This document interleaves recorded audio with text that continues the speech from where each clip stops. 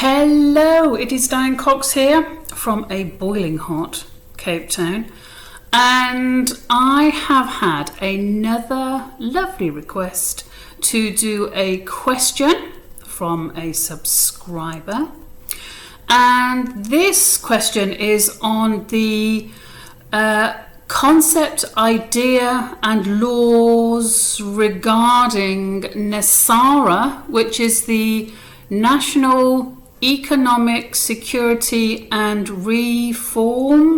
Recovery Act. I had to write it down. That was proposed by, let me give the guy's right name, Harvey Francis Bernard in the 1990s, which it was an idea about reforming the whole financial and monetary system. And he wrote a PhD on it and did a lot of research on it, and eventually it got to Congress, and it got passed in Congress in 2000 by Clinton, I believe, Bill Clinton. Where's the word that comes up for me when I think of Bill Clinton? I'm sure you probably maybe have the same one. Anyway, Diane, let's not get into that. And then NESARA, like the N is for national, then there was a movement that started NESARA, which was the Global Economic Security and Recovery Act. And basically the idea of this insight by Harvey Francis Bernard was to take the trillions and quadrillions of dollars that were frittered out and about all over the place throughout the world and America, and to bring it all back and distribute it amongst the citizens, and eradicating personal debt and loans and mortgages and student loans and car loans and everything, and giving people like I say, money back. And it also has an association with gold, where all the gold that has been stolen and hidden in various vaults by various people over the years, all the gold comes back into circulation, so to speak, and the value of that gold also, I don't quite know how it works, but gets basically redistributed into society, therefore truly eliminating debt and poverty, and everyone has the money that's available in the world. And then there was a lady called Shani Goodwin, who basically developed this idea and did a little bit of spiritual work on it, and I think she did some channeling on it, and basically had these ideas of abolishing the tax system, the IRS, the income tax, because, as you know, or maybe you don't know, income tax is a completely illegal thing, and I don't know if they've managed to close all the illegalities of it in America anyway. And evidently income tax was always meant to be like a voluntary thing, and not the big huge yoke of sorrow and terrible suffering for many people. So that's it in a nutshell. There's so much research you can do on the National Economic Security and Recovery Act. As always with humans, I think it sounds like a great idea. Take all the money that's been hoarded by the few and spread it around. It's like a big communist kind of thing, isn't it? But as always with humans, there's always got to be the ones who want to twist it and make it. It's a bit like nuclear energy. You can make great energy out of it free for lots of people, or you can make bombs and kill loads of people. Something about the human DNA and genes, isn't there, that they're just like this bizarre thing that takes something brilliant and turn it into a weapon, as I've said before. Like I do sound therapy and sound kind of stuff, and they make sonic weapons. They don't use it to with all the speakers you could have in the world underneath all the cameras. They don't play healing vibrations that everyone could benefit from on every street corner, in every restaurant and every pub and every cinema, on the buses, on the trains. They could play healing vibrations all day long, but no, they don't. They try and find a way to use them as a weapon, and live by the sword, die by the sword, hey? So who knows what would happen to these people. Anyway, Diane, we're talking about NESARA and then NESARA, and the idea that I know lots of people who have great faith in it, and I actually know someone who maxed out all her credit cards in belief that this money was going to come back into society and we were all going to get paid off and all our debt was going to be erased. And that hasn't happened yet, so I don't know how she's doing. I haven't spoken to her for a long time. I do know of people, I've seen it on the internet, I've seen it on various places where people's mortgages have suddenly been paid off, or student loans have been neutralised without any kind of real explanation. Car loans, I've seen it, people have posted, because people who are interested in it say, look, this has happened, and they pass this information around. So it's actually very useful. It's very good to see.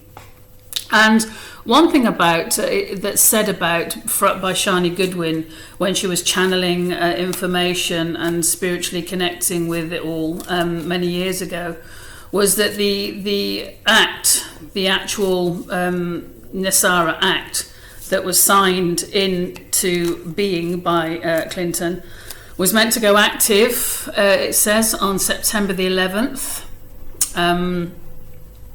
of the horrible, fateful year 2001. Was it 9/11, 2001? And therefore, obviously, everything and all the data of all the people that were all going to benefit from this was obviously destroyed. But then again, I've also heard about the guy that took out the big insurance, the big insurance policy on the Twin Towers. The guy who owned the Twin Towers took out a massive insurance policy for $4 billion or something, a few months before the Twin Towers got blown up. So, so I've been asked to do this. So I just told all that in case you weren't familiar with the NESARA and NESARA thing. So I'm asking, is it going to happen, basically? Is it actually going to come into reality? People have been talking about it for many, many years. There's been many opportunities, but I can't really see, those greedy, I won't swear, those greedy beings ever doing it. But once everything changes, and this is the year of change, who knows? Okay, so here we go. Let's do a little lovely reading on, is it going to happen? Is this money going to come back into circulation? The problem is, I think now, is that America hasn't got any money. It's in huge debt. So how do you give money to people from debt? Maybe it's assets, and like I say, gold and the oil, who knows what. So, okay, I'm asking my entourage to come and guide the cards so we get some kind of insight about NESARA, NESARA. It's hard to put a thread out to that, but I'll put it out there into the cosmic grid and see if we get any information back. Is it going to happen? Is this great opportunity going to be manifested, or are humans going to do what, unfortunately, some people just seem wired to do, and not give everyone else an opportunity to share in the abundance of Earth? I've always got a thing about Earth, in the old days they never used to pay, did they, to just live on Earth. They didn't have to work and toil. They did on the land. They, they raised animals and they tilled the land and they did their own food and stuff. But anyway, I could go on about that. Okay, let's see. What's the first card? Oh, well, that's interesting. Now, this card does have several meanings. But I do think today one of the original meanings of this card being the miser, holding on to what you've got. Another way of looking at it is taking ownership, just kind of saying, yes, this is mine, I've worked for it, and I'm going to hold on to it, and I'm not going to let it go because it's mine. You see this king, or this person is a king, has got a foot on each pentacle, the Four of Pentacles. He's grabbing one like a little, precious, precious. And then he's got one on his head. So that's an interesting thing to start with. We are talking about money and assets and stuff. So, okay, what crosses that? Oh, that's nice. Look at that. So what crosses it? Something that we don't know. There's something deep and meaningful and hidden from view at the moment, but one has to get deep in touch with the inner self, the inner goddess, the inner intuition. This is a card of deep intuitive knowing and not quite seeing. You see in this card there's this curtain behind the High Priestess, and she's got her foot on the moon, and that lunar intuitive knowing and insight. So that's a very interesting thing to have, between the Boab and Joachim, the pillars of severity and mercy, and here she is, the middle path, using her intuition. So that's interesting. The Four of Pentacles crossed by the High Priestess. Ooh. Use your intuition. Go deep into the self. Look at it from a different angle. It's a magical card, the High Priestess. It's like really mystical. It's mysticism. It's like connecting to that over the Four of Pentacles. Holding on to what we have. Holding on to, or just kind of taking ownership of what we have. But are we going to get more from the NESARA thing? Okay, what's the overarching card? Ooh, ooh, ooh. Death! The end of a cycle. That is interesting, isn't it? The end of it all. The kind of transformative power of death. Things will be transformed. Oh, and it is the year for it, isn't it? Pluto and Aquarius. Rebellion, new things, new ways of money. You see, when all the NESARA thing was being talked about, I was all up for it, and then you think to yourself, but obviously this can go two ways. And then you see the digital IDs coming, and then them controlling money even more, and controlling how you access your own money, controlling you not being able to access money. So I think it's really quite bizarre how, we all hoped that it would be like an equality thing where all this stolen loot goes back into society. But then you've got obviously that other thing, the nutters in charge, the psychopaths, the Dr. Evils, just control it even more. And as we know, tax every single thing that you do. It never used to be like this, as I say, In the medieval times, they all started tax because of war, because they wanted to go to war, so they used to tax the peasants in order to be able to afford to go to war. And it's never really stopped. And so yeah, anyway, let's carry on. What's at the root of the question? We've got death there. Very interesting. What's at the root? Wow, look at that, the world. Wow, everything comes full circle. The World card, it's all here. It's kind of encompassed everything, the dancing goddess with her two batons, the realization of having it all, the kind of, it's not quite an Ouroboros in this card, but that coming full circle. The World card, this, at this point I think it could happen. Maybe it is actually all going to be fair in the end. But I am being a bit biased because of Pluto and Aquarius. Anyway, let's carry on. Is it going to happen? What was in the past?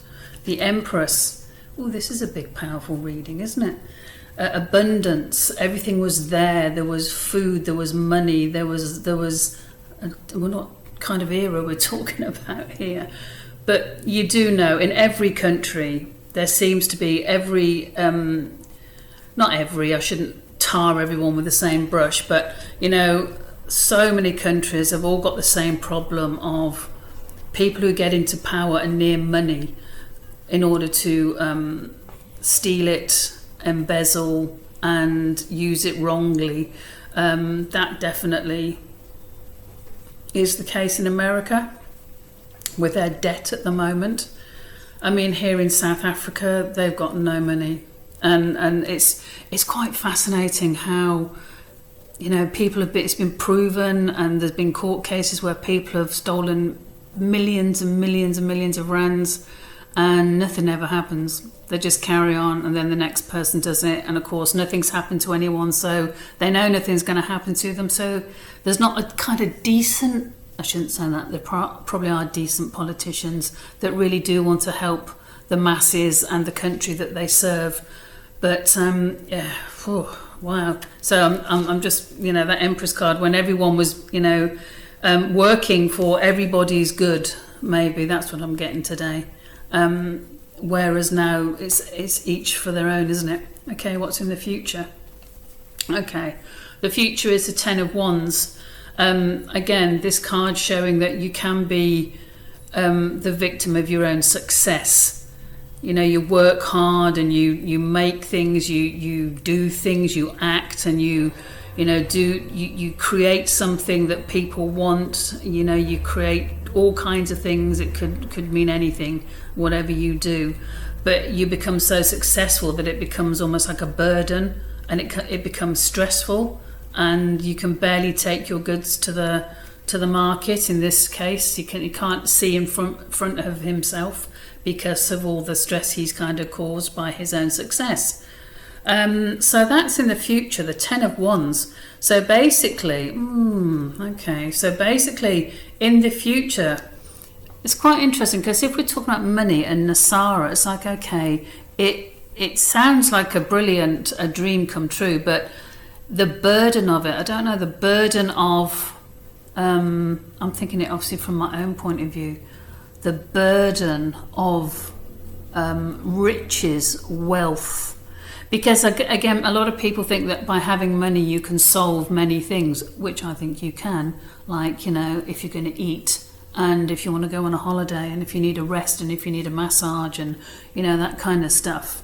I heard the other day about how people with money often stress more than people who haven't got money. I don't suppose you can stress over something you haven't got. Well, yes, you can, actually. I've been skint in my life, and I know what it's like to think, oh, how am I going to pay that bill then? I don't know. So this Ten of Wands coming in the future, okay, I'm going to think about that, because it's like it's a burden. It's success becoming a burden. Okay, let me think about that. So in the U position, oh my goodness, look at that, the star. Dreams come true, wishes come true. The star, you know, here she is with her bathing in her water, the flowing, the flowing creativity from the jug, from the jugs in the water and the jugs on the land, watering the earth, watering the dreams, lovely dreams coming true. And there she is, all naked, and the stars are blessing her, and she's in that creativity, in that water with the emotions and the dreams, the utopian dream, as I often say. That is a lovely, you'd have to say, wouldn't you, with this reading, it's like, it's going to happen. Something's going to happen. Something's going to happen for our benefit, you know. Let's see. Okay, so this card, I was going to say, this card of what outsiders think. As outsiders in this point, it's got to be the people who've hoarded all the money and gold all these years. Okay, so that's what I'm thinking, and not what comes up. I would read that today as, so the netters that think they're in charge are heartbroken and full of pain and misery and suffering, because this it's all going to collapse. I don't know how American can carry on with that amount of debt they've got, and everyone pulling out of, you know, buying their what's it called when they buy the debt? Can't remember. But you know, everyone's been selling that off, and I don't think it's obviously just America. It's but those people who've been hoarding it all, those are the people who've got to be, you know, others looking in. It's like, No, it's not going to happen. We want to keep it all. We want to keep our miserly ways. We want to keep it all for us. You know, I've seen some stuff lately on coming out that you just think, oh man, these people really are twisted. I saw a thing the other day. They've made a false tree out of metal.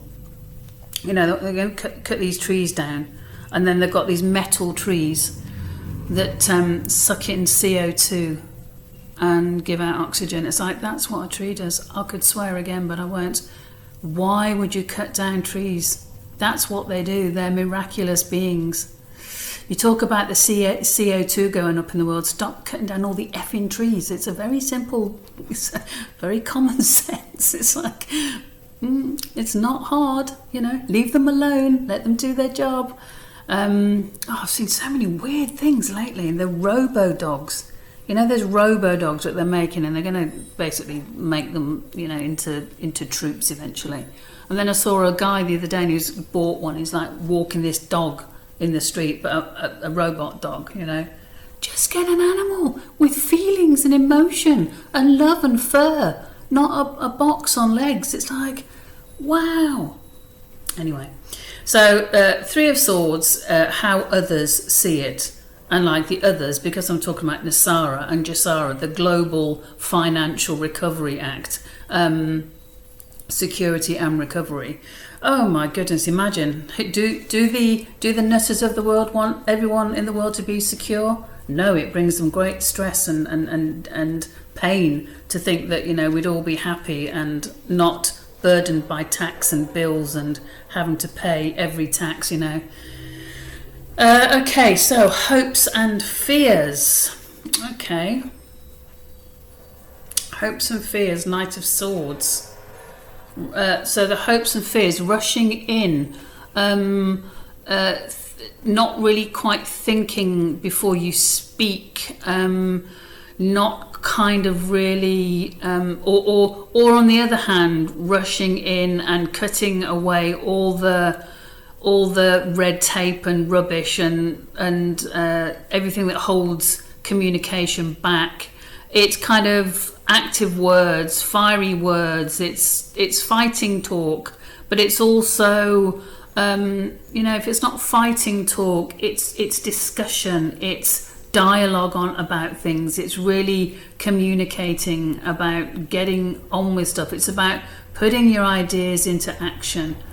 It's about, okay, I've got this idea, so it's like, okay, hopes and fears, yes, okay, that would be a hope that things are talked about and done and acted on. I mean, the first part it was actually passed in Congress, like I say, in 2000, in the year 2000, 24 years later, it still hasn't been enacted on. So, okay, outcome, what do we have? Oh, okay, that's a little bit ambiguous, I would say. So the outcome is the 9 of Wands. So here you've got the 10 of Wands. This was in the future position, which is like you become a victim of your own success. And the 9 of Wands is, it's like you're really quite tired.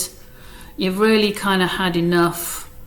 And you really want to go home and have some dinner and take your shoes off and get a massage on your feet and just rest. It's been hard. You're putting all that work in. I mean, look at the guy. He looks exhausted, doesn't it? Oh, the sun's coming up.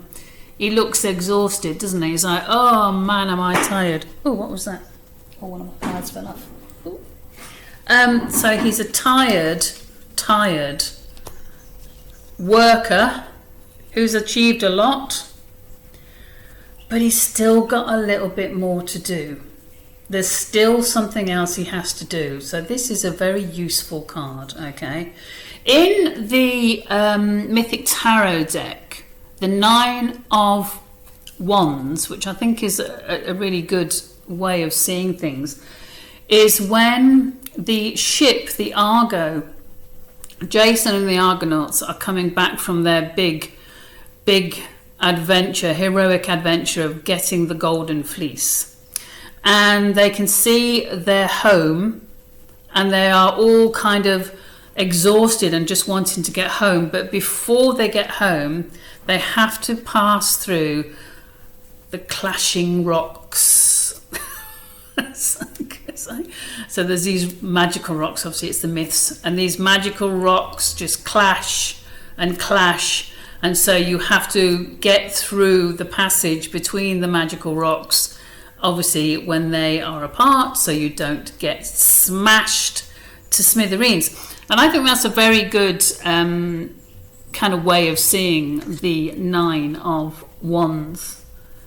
Because it's like it's not quite there. You're not quite home. You're not quite there. There's another obstacle. There's another conundrum. There's another puzzle for you to solve. There's another step to be taken.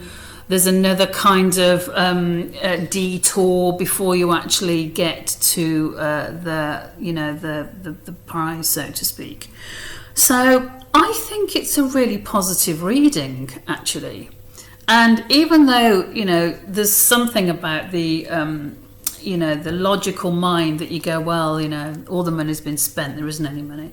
But we don't know, do we? We never get told anything, as we know. We have to just kind of rely on these people that never tell us the truth because they want to keep us all suppressed and uninformed and, under the yoke of control. Diane. So I think it's a really good reading, and I have hope.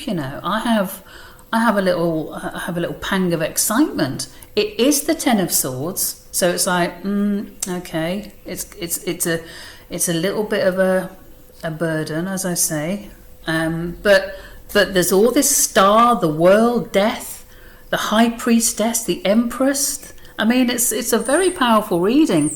And then right at the end, you get this, and it's like, but not yet.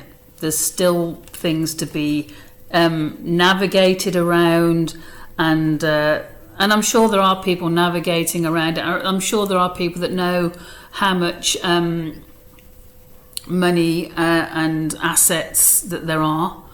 I believe that, places like the Vatican are just like rolling in all kinds of things that they stopped all as people seeing, books and all kinds of information of all sorts, and they have obviously masses of assets and gold and everything else. So, and I can't see that lasting long, but hey, go back to the old ways. Worshipping the earth. Yeah, hey, what's wrong with that? Worshipping trees. Not such a bad thing, is it? Don't cut them down, mate. Worship them. They're far more intelligent than you, Mr. bloody Congressman who wants to chop them all down, you big idiots. So worship your trees and worship the plants. I always think they're far more intelligent than most humans. And I hope you enjoyed that. And if you have any insight into the cards and your own little take, I love hearing it. I love always expanding my own interpretations by reading others. And let me know what you think. And let's see what happens.